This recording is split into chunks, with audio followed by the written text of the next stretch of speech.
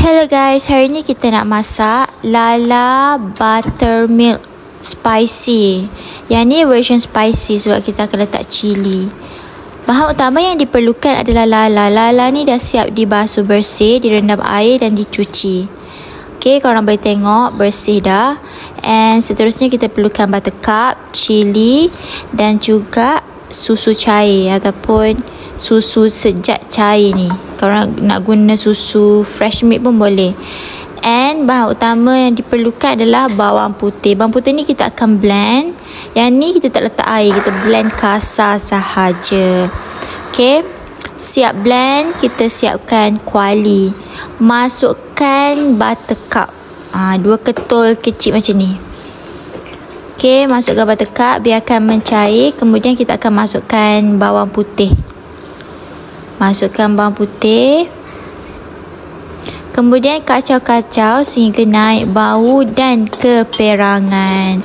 Bila dah keperangan, masukkan daun kari dan masukkan cili. Okey, cili korang nak letak banyak mana terpulang ikut tahap kepedasan masing-masing. Kacau-kacau dan biarkan seketika. Waktu gaul ni, bau aroma dia sangat kuat sebab bau daun kari, bawang putih sangat-sangat sedap, sangat best. Korang dah tak sabar dah nak makan. Kacau-kacau seketika sehingga lada dan daun kari tu layu. Next, kita akan masukkan lala. Okay, ini adalah lala. Masukkan lala.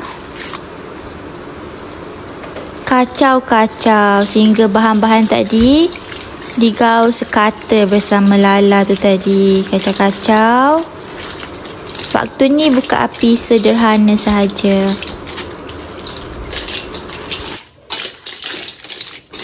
Okay, lala ni ada orang dia buat sos buttermilk asing, di mana dia masak dulu sos buttermilk dan lala ni dia rebus. Ada juga orang yang dia buat sekaligus macam ni. So korang nak buat mana-mana version pun terpulang ikut korang punya selera masing-masing. Okay, so biarkan seketika lala sehingga warna dia dah nak berubah. Korang tengok cengkerang dia dah berubah merah tu. Kita boleh masukkan susu cair ataupun susu sejat. Kalau ada susu fresh milk full cream tu boleh guna juga. Okay, so masukkan susu cair 1 tin. Kacau-kacau.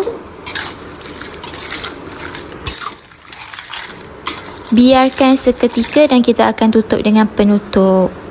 Biarkan memekat sikit. Biarkan susu cair tu memekat sedikit. Kalau korang rasa terlalu pekat, korang boleh tambah sedikit air lah. And boleh letak secukup rasa black pepper, Ajisho black pepper dan kacau-kacau sehingga menggelegak.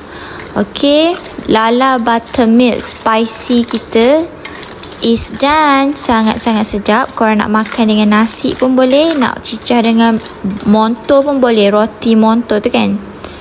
Lala buttermilk is done. Korang patut try buat sebab sangat-sangat sedap.